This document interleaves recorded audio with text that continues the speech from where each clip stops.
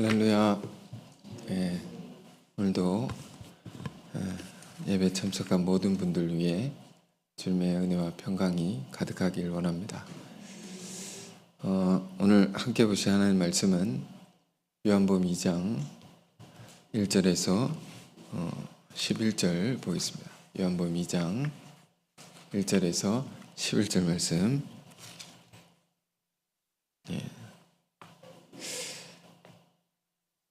저와 여러분이 한 절씩 교독하겠습니다. 사흘째 되던 날 갈릴리 가나에 혼례가 있어 예수의 어머니도 거기 계시고 포도주가 떨어진지라. 예수의 어머니가 예수에게 이르되 저들에게 포도주가 없다 하니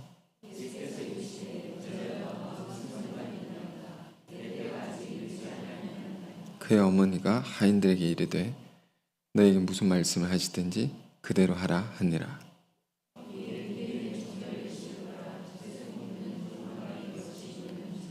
예수께서 그들에게 이르시되 항아리 물 채우라 하신즉 아기까지 채우니 연회장은 물로 된 포도주를 맛보고도 어디서 났는지 알지 못하되 물 떠온 하인들은 알더라. 연회장이 신랑을 불러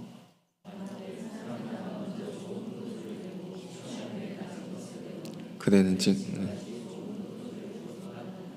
아멘. 함께 읽겠습니다. 예수께서 이 첫 표적을 갈릴리 가나에 행하여 그의 영광을 나타내시며 제자들이 그를 믿으니라. 아멘. 오늘 말씀의 제목은 10절 후반에 그대는 지금까지 좋은 포도주를 두었도다. 제목 삼아서 하나님 은혜를 나누겠습니다. 이 말씀은 우리가 굉장히 많이 본 말씀인데요. 가나의 혼인잔치에서 일어난 기적의 사건입니다. 주님께서 물을 포도주로 바꿔내신 기적으로 우리가 익히 잘 알고 있습니다. 물을 이제 포도주로 바꿔냈다. 이건 질적으로 전환된, 질적으로 전혀 다른 세계를 주께서 여신 그런 기적을 말하는 것입니다. 이 말씀은 사실 매우 깊은 말씀이어서 어느 말씀이 깊지 않겠습니까? 그렇지만 이 말씀은 참 여러 면으로 우리가 묵상하고 깨달아야 할 것이 굉장히 많습니다. 한자 말 중에 이런 말이 있습니다. 견지망월 이런 말이 있습니다. 손가락으로 달을 가리키는데 손가락만 쳐다보다가 달을 잊어버린다. 이런 뜻인데요. 손가락으로 달을 가리키면 우리가 분명 달을 봐야 할 것입니다. 손가락을 통해서 결국엔 달을 봐야 하는 것입니다. 오늘 본문의 사건을 우리가 깊이 생각해 볼 때도 그렇습니다. 분명 예수님께서 일으킨 놀라운 기적인데요. 예수님은 하나님의 아들로서 놀라운 기적을 일으킬 수 있는 분이십니다. 그러나 그러한 능력만을 볼 것이 아니라 이 말씀 더 깊은 것을 우리에게 가르쳐 주는데요. 우리 신앙의 삶에 던져주는 깊은 뜻이 있습니다.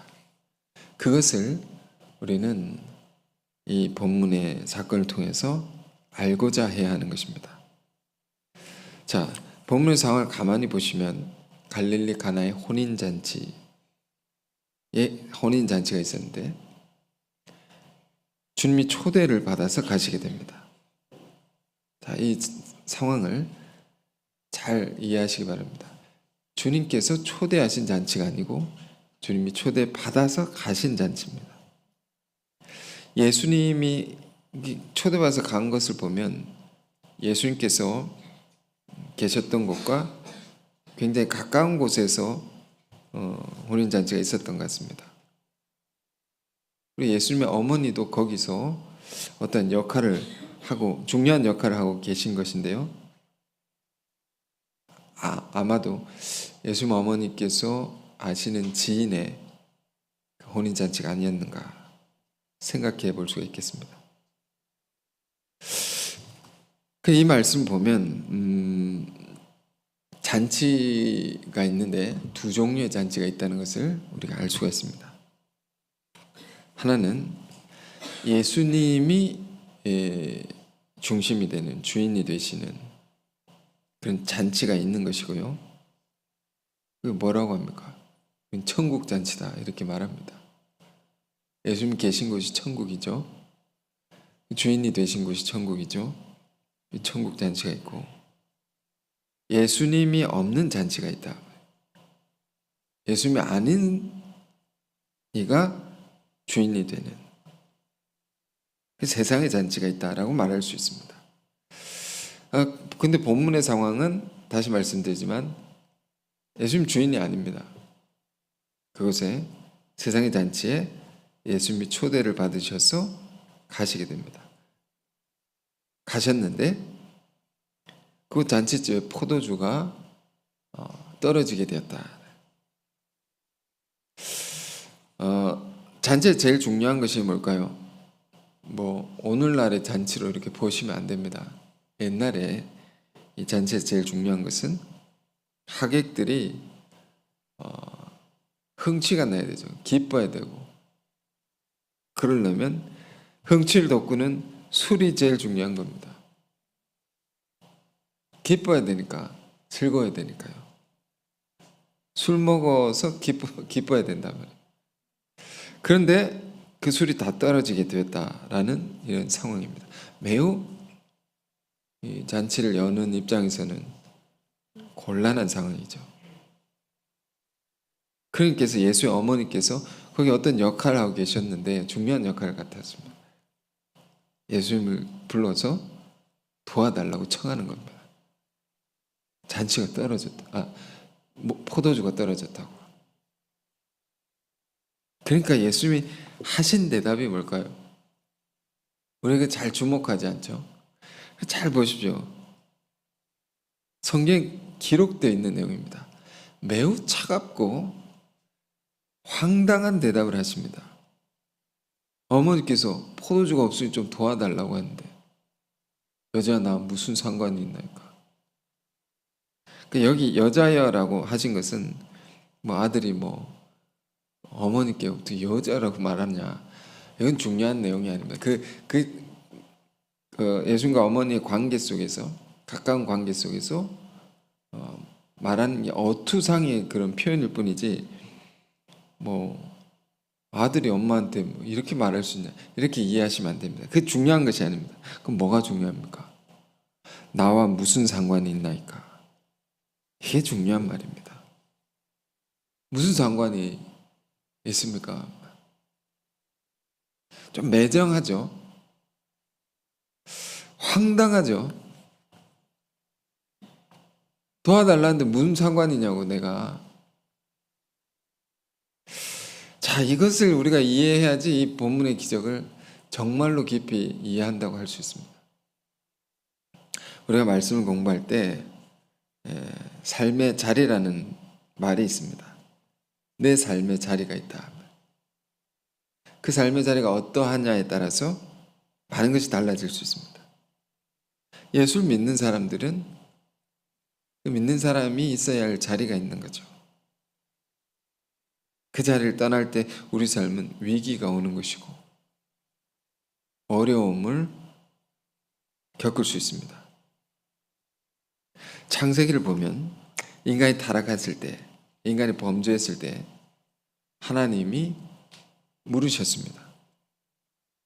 범죄한 아담에게 창세기 3장 9절에 아담아 네가 어디 있느냐 이렇게 물으십니다. 하나님께서 아담이 어딘지 모르시겠습니까? 모르실 리가 없죠. 네가 어디 있느냐, 장소를 물으신 게 아닙니다. 공간적인 어떤 그런 것을 물으신 게 아닙니다. 네가 어떠한 모양으로 어떻게 살아가고 있느냐 라는 것을 던지신 물음입니다.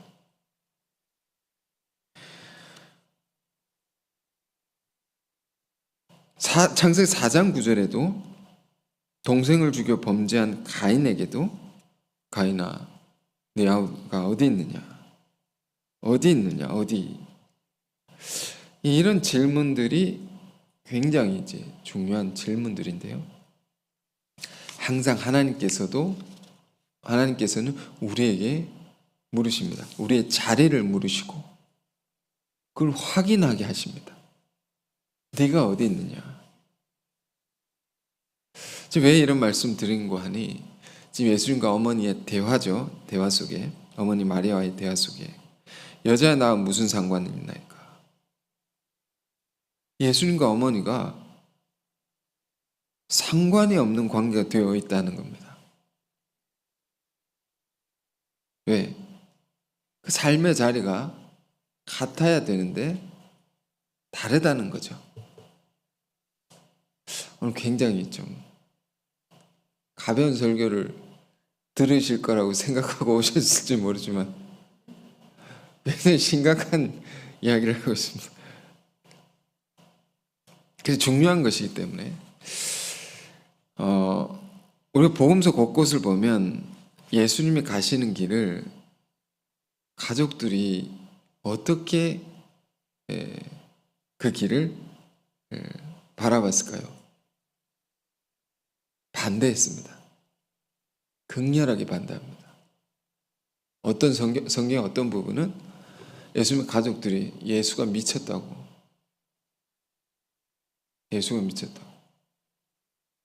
이런 장면들이 곳곳에 있습니다. 가족들은 늘 예수님에 대해서 그런 입장이었다는 것을 우리가 발견할 수 있죠. 성경에서.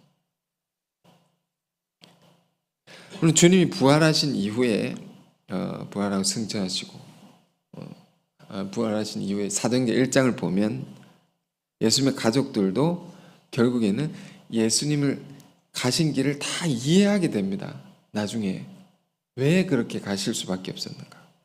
그래서 그리스도의 공동체 안에 다 예수님의 가족들도 예수를 믿고 그리스도 공동체 안에 다 들어와 있게 됩니다. 나중에는.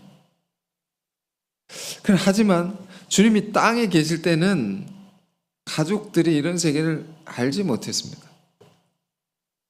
이해하지 못했습니다. 받아들이지 않았습니다. 지지하지 않았습니다. 왜 그럴까요? 지금 모자 관계죠. 어머니와 예수님의 관계. 모자 관계랑 육적인 관계가 있다 보니까 하늘로부터 오신 그리스도의 사명, 그 뜻을 알기가 쉽지 않은 것입니다. 쉽지 않다. 육적인 관계가 있는데 우리 속담에 피는 물보다 진하다고. 그걸 넘어서서 바라보기가 쉽지 않은 겁니다. 그런데 어머니가 이걸 몰랐을까요? 당신의 아들이 이 세상을 구원할 자이신 것을 몰랐을까요? 아닙니다. 일찍부터 알았습니다. 누가복음 1장에 자세히 나와 있습니다. 아주 자세히 나와 있습니다.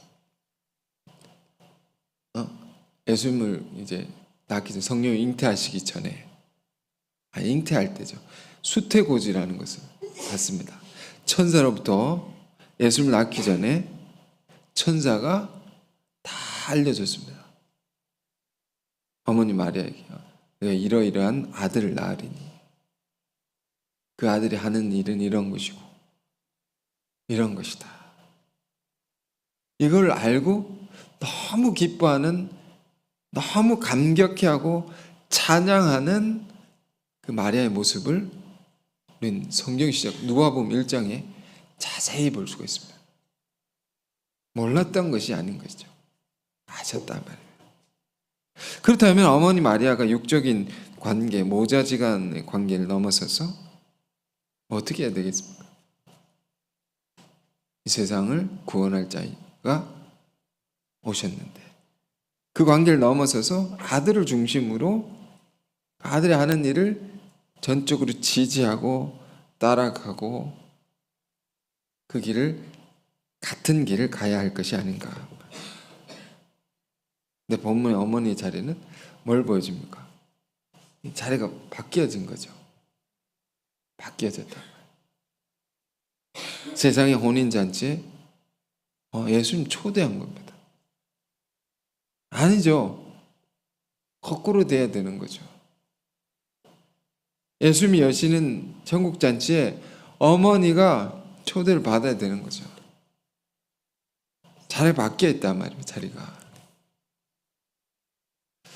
제가 오늘 이제 5월에 가정의 달입니다.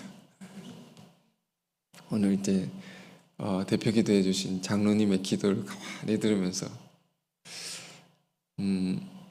제가 저런 설교를 해야 되는데 오늘 이상한 말을 제가 말씀을 여러분과 나누고 있습니다. 가정의 달이고 오늘 어린이 주일인데 가정의 화목과 화평 이런 걸 얘기하고 부모님께 잘 효도하고 자녀들을 잘 그리스도의 사랑을 길러야 된다. 이래야 될 텐데 오늘 본문을 뭘 보고 있습니까? 뭘 주목하고 있습니까? 아들이 어머니에게 나 무슨 상관이 있습니까? 이런 말씀 제가 보고 있습니다. 어린이 주일에는요, 제가 어떤 말씀 많이 여러분과 나눴습니까? 이 어린아이와 같은 신앙을 우리가 가져야 된다. 신앙이 어린아이와 같아야 된다. 이건 뭘 의미합니까? 순수하게 주님을 사랑하는 마음을 갖는 거죠. 순수하게. 그리고 어린아이가 부모에게 하는 것처럼 주님께 우리가 전적으로 의지하며 살아요. 의지해서 살아야 된다. 주님의 말씀에 순종해야 된단 말이에요. 자식이 부모의 말을 순종해야 되듯이 주님께 우리가 그러해야 한다는 거. 꼭 생각해야 되는 그런 주일이죠, 오늘. 그런데 오늘 말씀 이게 관계가 없는가? 그렇지 않습니다. 아주 깊은 관계가 있습니다. 우리가 주님을 향하여 진정으로 순수한 신앙을 갖는다는 게 뭐냐? 정말로 주님께 어린아이와 같이 순종한다는 게 뭐냐? 이 말씀 속에 깊이 우리가 깨닫길 원합니다. 그럼 지금 어머니가 지금 삶의 자리가 달라져 있다. 예수님과 상관이 없어졌습니다. 주님이 이루어 가시는 일들이 있습니다. 이 세상적인 관점으로 보면 이해할 수 없는 것이고 이상하단 말이에요. 그러니 미쳤다고 얘기를 하는 거죠. 네가 미쳤다. 그런데 그 일들의 깊은 영적인 의미를 어머니가 알고 그런 영적인 관계 속에 함께 갔어야 되는데 그렇지 못하고 있다는 것을 그대로 보여주는 그런 대화를 우리는 이제 보고 있는 것입니다. 어머니가 있는 잔치에 포도주가 모자라게 됐습니다. 포도주, 이 단어를 잘 생각해 보십시오. 술이죠, 술. 마시면 기분이 좋아진다. 너무 기쁘단 말입니다. 즐거움, 기쁨을 주는 것입니다. 그게 떨어지게 되었단 말이에요. 지금 이 잔치는 무슨 잔치를 했습니까? 주님께서 여신 잔치가 아니라고 했죠. 주님이 없는 잔치입니다. 주님 주인이 아니신 잔치입니다. 세상의 잔치단 말이에요.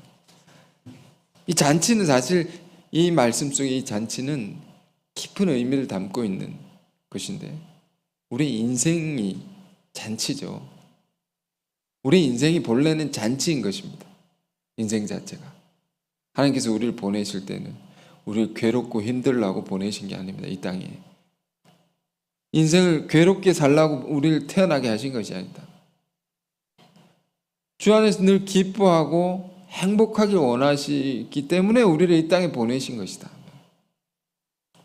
그런데 세상의 잔치는 이렇다는 겁니다. 늘 모자람이 있다면, 떨어진다면 기쁨이 점점 사라지는 겁니다. 그렇기 때문에 이게 아닌데, 다가 아닌데 늘 갈증이 있고 부족함이 있는 거죠. 우리 육이라는 것이 그런 겁니다. 육신. 육의 끝은 항상 허탈입니다. 허탈감. 육의 끝은 항상 모자라고 갈증이 있을 수밖에 없다. 여러분 아시다시피 이 예수님이 계셨던 이 팔레스타인 지방의 잔치라는 것은 하루 만에 끝나는 것이 아니라 며칠씩 이어서 했습니다. 길게 했습니다. 그 진이 빠져서 지쳐 쓰러질 때까지 막 먹고 마시면 진 탁 노는 것입니다. 그런데 그렇게 즐겨보아도 그 끝은 씁쓸함과 허탈감, 허무함만이 남는 것이죠. 세상이 추구하는 것들은 사실 다 그런 것입니다. 이것을 아는 것이 인생을 살아가는 굉장히 중요한 지혜입니다. 처음에는 굉장히 멋있고 근사하고 좋은 것이 있습니다. 만족을 줍니다. 어느 정도. 우리가 원하는 것을 얻게 될 때, 내 욕망, 욕심이 있고 그거를 가지게, 충족하게 될 때 오는 즐거움이 있는 거죠. 누가 없다고 말할 수 있겠습니까? 있는 것입니다. 우리 소유가 풍족해지면, 즉 돈이 많아지면, 쉽게 말해서 내가 사고 싶은 거 살 수가 있죠. 먹고 싶은 거 먹을 수 있죠. 누릴 수 있는 거 다 누릴 수 있죠. 많으면 많을수록 누가 이것이 즐겁지 않다고 말할 수 있겠습니까? 그런데 문제는 이게 지속되지 않는다는 것입니다. 영원하지 않는다는 것입니다. 안개처럼 곧 사라질 뿐입니다. 잠시 잠깐 나타났다가 사라진단 말이에요. 기쁨이 있다 해도 그것은 곧 사라질 기쁨이라는 겁니다. 그 사라지고 남는 것은 뭐냐? 허무라는 겁니다. 허탈, 쓰라린 것. 우리 인생이 진정 이것을 깨달을 때 전혀 다른 인생을 살 수가 있는 겁니다. 전혀 다른 인생이 있습니까? 있다는 것입니다. 본문 우리에게 그걸 가르쳐준 거죠. 전혀 다른 삶이란 게 뭡니까? 사라질 기쁨이 아니라 영원한 기쁨을 위해서 사는 삶입니다. 여러분, 기쁨은 어디서 옵니까? 어디서 우리 인생에 기쁨이 옵니까? 그것은 가만히 보면 사랑할 때 기쁨이 옵니다. 근데 어떤 사랑을 해야 되냐? 당시 예수님 시대 헬라인들은 사랑이란 단어도 세 종류로 나누어서 이해했습니다. 육적인 사랑, 쾌락적 사랑이 있습니다. 에로스라고 하죠. 또 어떤 사랑이 있습니까? 형제 간의 우정 같은 거, 의리 있다 이러는 거 있지 않습니까? 그 필리아라고 합니다. 이런 사랑이 있습니다. 그리고 또 어떤 사랑이 있으면 하나님의 인간에 대한 사랑이 있습니다. 이게 아가페라고 하죠. 아가페. 그 사랑은 기쁨을 주는 겁니다. 사랑을 하면 기쁨이 온단 말이에요. 꼭. 근데 사랑도 영원한 기쁨을 주는 사랑이 있단 말입니다. 진정한 기쁨, 영원한 기쁨은 어디서 오는가? 성경이 가르쳐 주는 것은 아가페의 사랑이다. 하나님의 우리를 향한 사랑을 따라서 우리가 사랑하고 살면 그 기쁨이 사라지지 않는다. 영원한 것이고 모자람이 없다는 것. 모자란지라 떨어지지 않는단 말입니다. 충만해지는 기쁨을 우리가 얻을 수 있다는 겁니다. 우리가 인생의 방향을 결정할 때 내가 어떻게 살아가야 될 것이냐, 이렇게 살아야 된다는 걸 성경이 가르쳐 준 거죠. 하나님의 사랑으로 우리가 살아야 하는 것이구나. 이것이 지혜인 것이고 정말로 우리를 행복하게 할 수 있는 것이구나.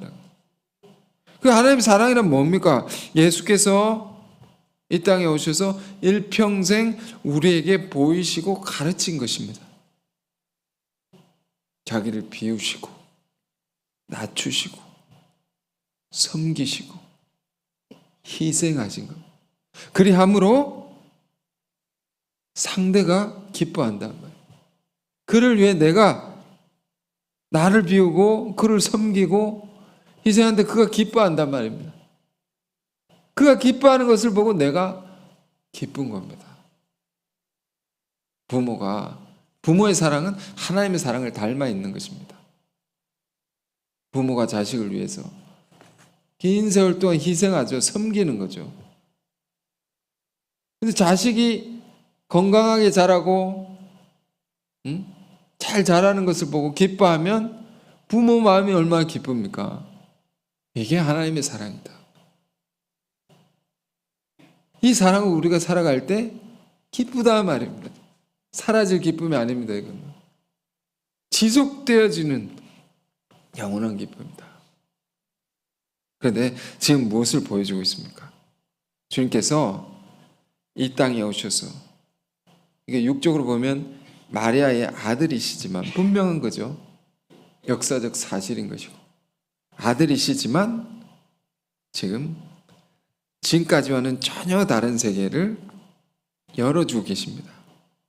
본문의 기적이 이제 물을 포도주로 바꾸어내신 기적인데, 자, 이 포도주라는 게 뭘까요? 이 포도주, 앞서는 이제 술이라고 했죠. 기쁨을 주는 것이라고 했죠. 근데 또 다른 의미가 있습니다. 이 포도주라는 게 뭘까요? 이제 성경 복음서를 가만히 보면 성경에 많은 기적과 놀라운 역사들은 어디에 초점을 두고 있는가? 우리 심령에 관한, 심령의 변화에 가장 중요한 초점을 두고 있습니다. 오늘 제가 이제 장로님 기도하시는데 심령의 부흥을 달라고, 이런 기도 말을 들었습니다. 이게 그렇지. 우리 마음의 부흥이 일어나야 된다. 우리 마음이 변화되어야 되고 우리 마음의 전환이 일어나야 되고 모든 것이 여기서 비롯되는 것이다. 그런 면에서 이 기적의 사건을 보면 굉장히 중요한 것을 우리가 얻을 수 있는데, 이 포도주라는 것은요, 사실 마태복음 9장 17절에 보면 예수님께서 새 포도주는 새 부대에 넣어야 하리라, 이런 말씀 주셨습니다.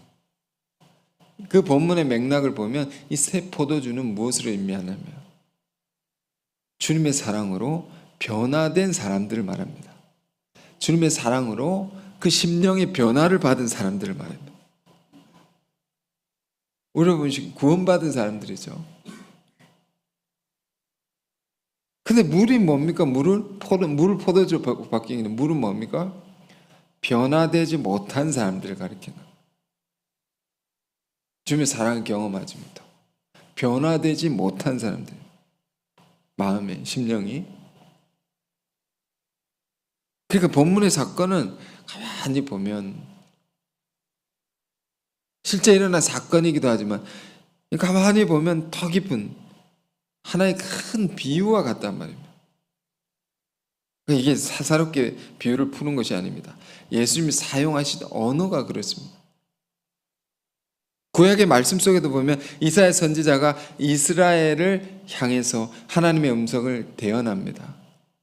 한탄 섞인 하나님의 음성을 대언합니다. 그 이사야서 1장 22절에 이런 말씀이 있습니다. 포도주에 물이 섞였도다. 이게 무슨 말입니까? 하나님의 사랑으로 변화된 자들이 있습니다. 이스라엘입니다. 이스라엘. 하나님의 사랑으로, 하나님의 말씀으로 변화된 사람들입니다. 포도주입니다. 그 순수하게 하나님만 사랑했던 사람들 속에 물이란 게 물이 섞였다. 세상적인 것들이 들어와 가지고 이게 흐려졌단 말이에요. 그 사랑이 식어졌단 말이에요. 부패하게 됐단 말이에요. 자, 오늘 본문의 기적의 사건을 보면서 우리가 생각해 보길 원하는 것은 우리 삶에 정말 기쁨이 사라진 것이 무엇 때문인가? 내 인생이 이 재미가 없어졌다. 시시해졌다. 이 무엇 때문인가? 이건 섞여서 그런 거구나. 섞여버렸다. 포도주에 물이 섞여졌다. 주님께서 우리에게 몸소 보이시고 가르치신 그 사랑과 내가 멀어져 있다. 그 사랑으로 살아가는 삶의 자리와 내가 멀어져 있다. 섞여가지고 간극이 생긴 거죠, 주님과. 그러므로 오늘 본문에 예수님께서 어머니에게 하신 말씀, 여자 나와 무슨 상관이 있나이까? 이게 정말 매정한 말씀 같지만 실로 우리의 영혼을 흔들어 깨우는 말씀이라 할 수 있습니다. 흔들어 깨운단 말이에요. 정신 차리게 만든다. 세상 것들로 흐려진 우리의 삶을 막 정신 차리라고. 응? 이런 분위기의 말씀 또 어디 있습니까? 마태복음 10장에 보면 가족에 대한 말씀 주실 때도 이런 말씀 주십니다. 내가 화평을 주러 온 줄 아느냐?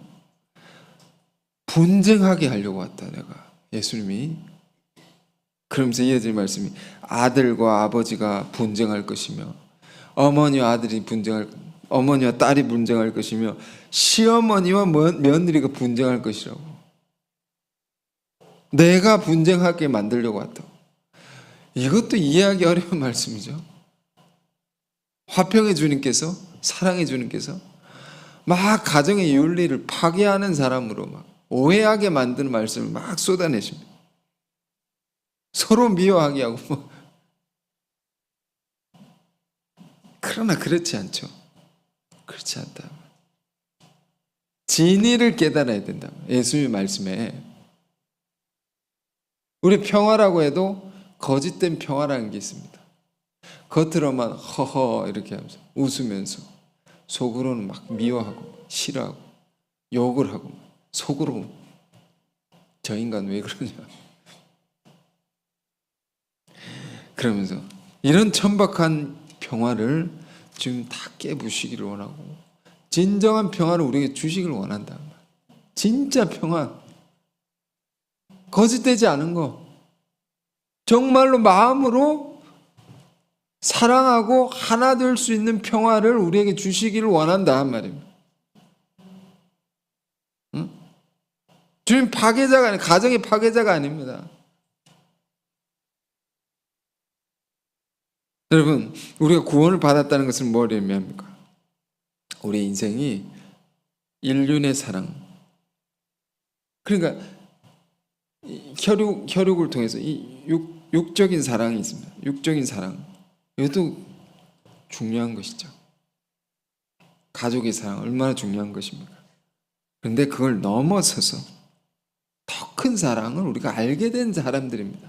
구원을 받았다는 것은 예수님의 십자가의 사랑으로 이걸 알게 되고 전혀 다른 차원의 기쁨을 우리가 맛본 사람들입니다. 구원을 받았다라는 것은요, 포도주로 바뀐 사람들입니다. 물이 포도주로. 전혀 다른 차원의 이걸 맛본 사람들은 그런 인생을 살 수밖에 없는 겁니다. 이런 기쁨이 있구나. 이런 세계가 있구나. 우리가 그런 사람들이죠. 그렇지 못한 분들이 계시다면 주님의 사랑을 맛보길 원합니다. 십자가의 사랑, 이건 이 땅에서 볼 수 없는 사랑이다.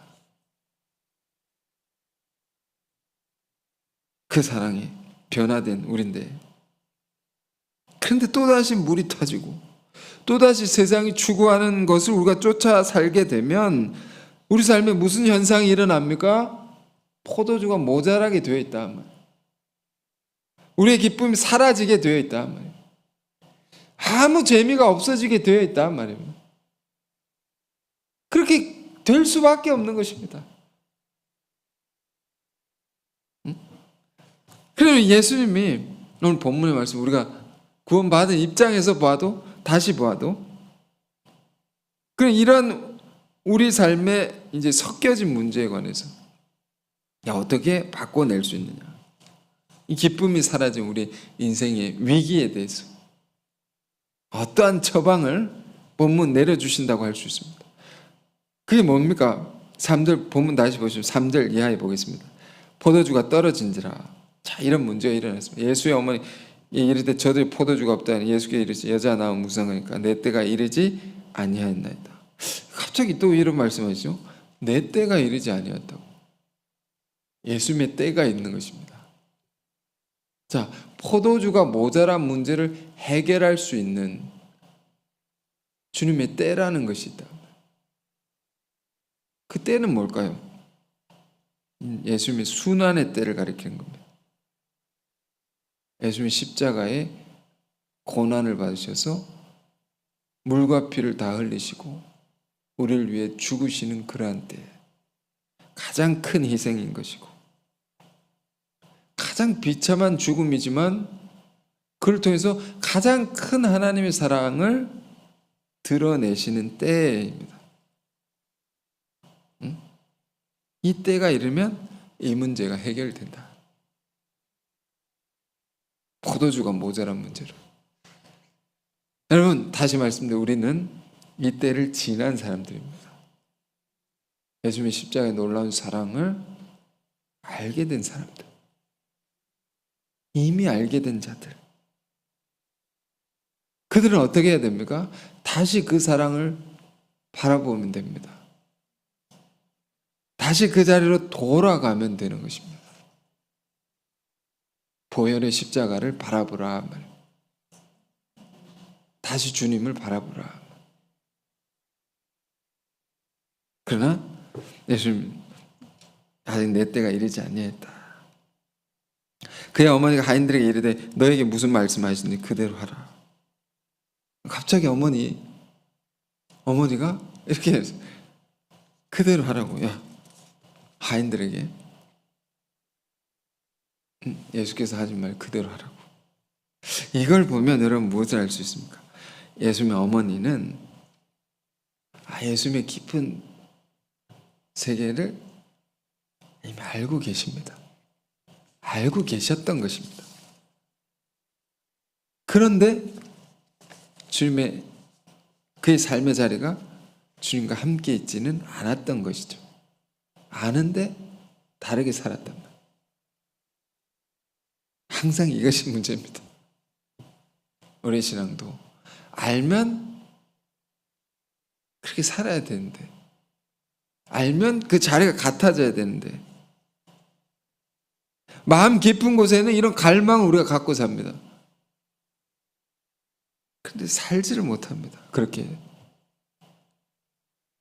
따라 살지 못한다면 우리가 늘 이렇습니다. 사실은 마음은 온이로되 육신이 늘 약하죠. 그렇지만 지금 예수님의 어머니 마리아의 모습은 참 위대하신 것입니다. 그리스도가 없는 자신이 주관한 잔치, 단 사람이 주관한 잔치는 분명히 한계가 있다는 것을 아시고 주님 무슨 말씀 하시든지 그대로 하라. 그대로 해야 된다. 그래야 바뀐다. 그래야 이 문제가 해결이 된다. 그랬더니 6절 7절 거기 유대인의 정결 예식을 따라 두세 통 드는 돌 항아리 6이 놓였는지라. 예수께서 그들에게 이르시되 항아리에 물을 채우라 하신즉 아기까지 채우니. 6 항아리죠. 일단 물을 채우라고. 왜 이렇게 하는지 알 수가 없었겠죠. 일단 그대로 해라고. 끝까지 채웠단 말이에요. 아기까지 채우니 포도주로 바뀝니다. 이게 보십시오. 예수님께서 바꾸신, 예수님께서 보면 예수님의 말씀을 어머니께서 순종해서 이런 일이 일어난 거죠. 마리아가 순종해서 열어낸 것입니다. 전혀 새로운 세계를, 새로운 차원을, 이런 게 있구나. 여러분, 신앙이 재미가 없으면 어렵습니다. 재미가 있어야 되죠. 변화가 있고 새로움이 있고.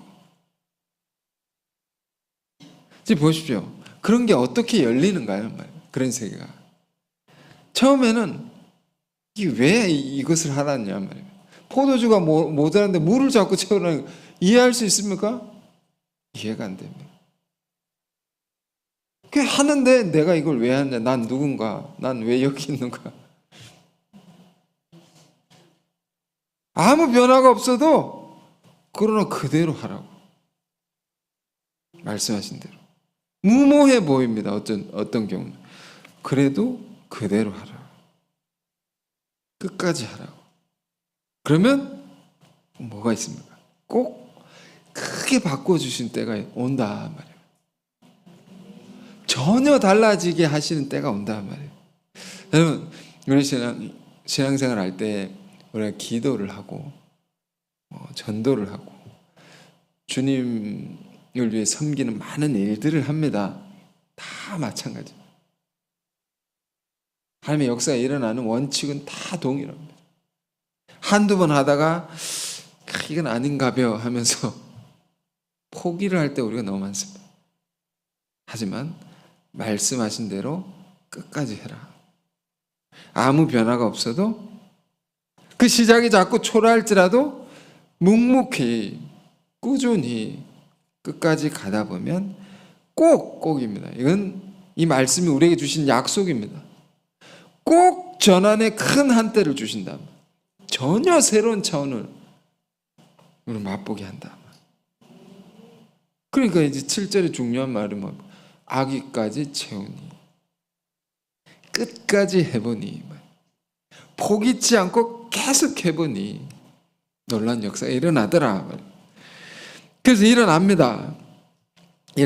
바뀌었단 말입니다. 말하되 이걸 맛본 겁니다. 연회장이 10절 보겠습니다. 10절 이제 여차여차해서 10절 봅니다. 말하되 연회장이 맛보고 사람마다 먼저 좋은 포도주를 내고 취한 후에 낮은 것을 내거늘 그대는 지금까지 좋은 포도주를 두었다 하니라.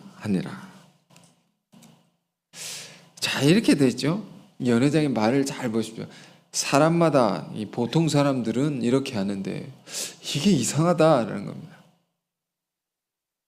먼저 좋은 걸 내고 취한 후에 낮은 걸, 며칠씩 잔치를 한다고 했죠. 이 당시에 이 잔치는 긴 잔치 기간.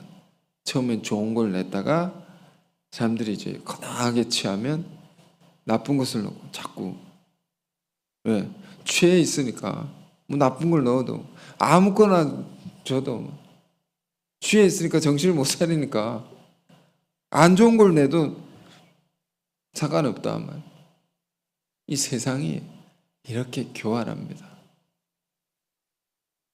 이렇게 속이는 것이 세상입니다.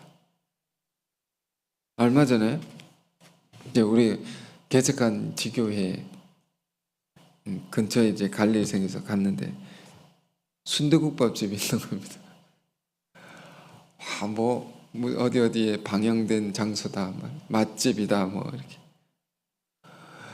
이 광고에 나오는 이제 그 음식에는 막 고기가 가득하고 군침이 막 돌고, 야, 저기 가봐야 되겠다.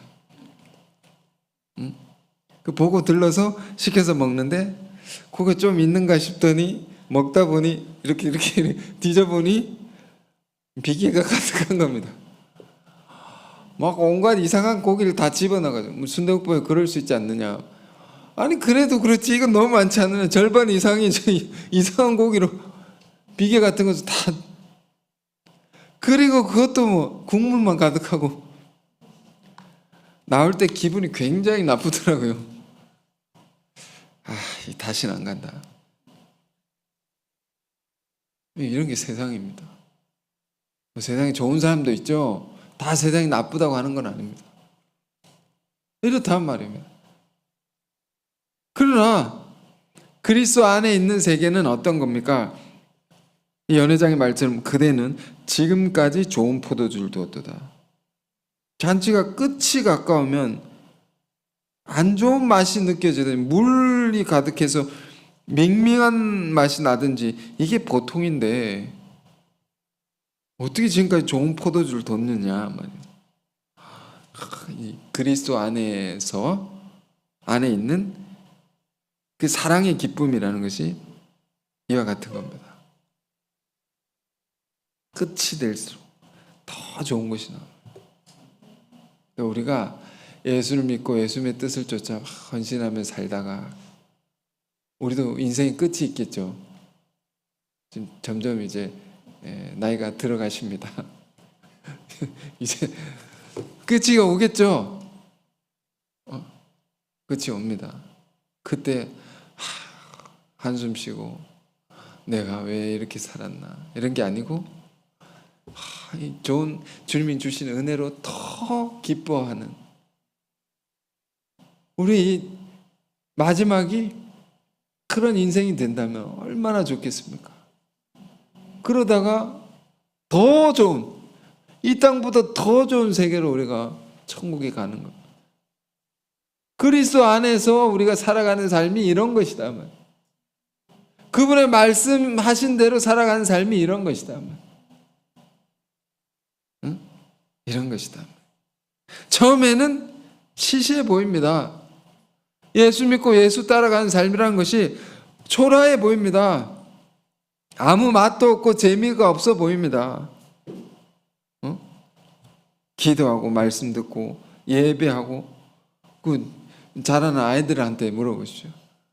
너 예배가 좋으냐 게임이 좋으냐? 두말할 것도 없이 게임이 좋죠. 재미가 없다. 부모 가라고 하니까 가는 그런 분위기로 키우면 안 되죠. 그렇게 하면 안 됩니다. 하지만 세상 것과 재미가 다른 겁니다. 처음에는 그럴 수 있습니다. 전도하고 주님의 일을 섬기고 이러는 것이 좀 희생하고 이러는 것이 여행 다니고 요즘 사람들 젊을 때부터 막 이제 여행 다니는 사람들 많더라고요. 맛집 다니고 막 영화 보고 영화 볼 수 있습니다.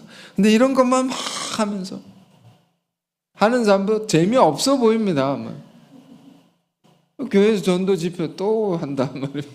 하기 싫은데 억지로 한다. 그러나 여러분 주 안에서 헌신하고 우리가 섬기고 자기를 비우고 희생하는 이렇게 사는 많은 일들이 재미없어 보일 수 있지만 묵묵히 이렇게 해 나가다 보면 놀라운 기쁨이 있습니다. 거기서 우리가 얻을 수 있는 전혀 새로운 세계가 있다. 이 맛에 우리가 신앙하는 거구나. 이 맛에 예수를 믿는 거구나. 라는 거. 그래, 오늘 말씀의 결론은 뭡니까? 자, 결론은 또 주일에 맞게 어린이 주일을 맞아서 우리 순수한 신앙을 해 나가야 될 텐데. 그러니까 세상적인 사랑, 세상적인 즐거움 쫓아 살지 말라는 겁니다. 그것을 추구하면서 거기에 휩쓸려 살아가지 말라는 겁니다. 그리스도의 사랑, 하나님의 사랑을 더 알고자 하고 그걸 추구해 나가야 된다. 그것으로 말미암아 우리에게 부어지는 참된 기쁨, 영원한 기쁨이 있으니 이것을 쫓아서 살아가는 우리가 되길 바랍니다. 그럼 반드시 더 좋은 세계를 우리에게 맛보게 하시고 그 끝에는 최고로 좋은 이걸 성경이 뭐라고 합니까? 영화라고 합니다. 영화, 글로리. 우리 인생의 글로리를 맛보게 하신다. 자, 이 말씀 가지고 또 한 주간을 승리하시기 바랍니다. 기도하겠습니다. 은혜로우신 주님, 오늘도 귀한 말씀을 또 새롭게 보게 하시고 듣게 하시고 또 깨닫게 하시니 감사합니다. 우리가 우리의 삶을 돌아볼 때 우리의 마음이 식어지고 무거워진 모습들이 있지 않습니까? 우리 삶에 기쁨이 사라지고 또 새로움을 잃어버리지는 않았습니까? 우리가 세상과 섞여진 것들로부터 주님 다시금 구별해 주셔서 순전한 마음으로 주님을 사랑하게 하시고 주님이 말씀하신 대로 순종함으로 우리를 새롭게 하시고 또 우리의 마음이 뜨겁게 하시며 충만한 기쁨 우리에게 부어 주옵소서. 세상이 주는 즐거움은 그 끝에 허무와 허탈, 쓰라림밖에 없음을 다시 깨닫게 하시며 오직 우리가 주님만 사랑하고 주님의 나라와 뜻을 위해서만 헌신하며 주님의 영광만을 위해 살아가는 자들 되게 하옵소서. 그대는 지금까지 좋은 포도주를 두었도다. 이 연회장의 증거와 같이 우리의 삶이 갈수록 더 뜨거워지고 더 새로워지고 더 기쁨이 더해지는 진정한 포도주와 같은 우리의 삶이 되게 하여 주옵소서. 예수 그리스도 이름으로 기도했습니다. 아멘.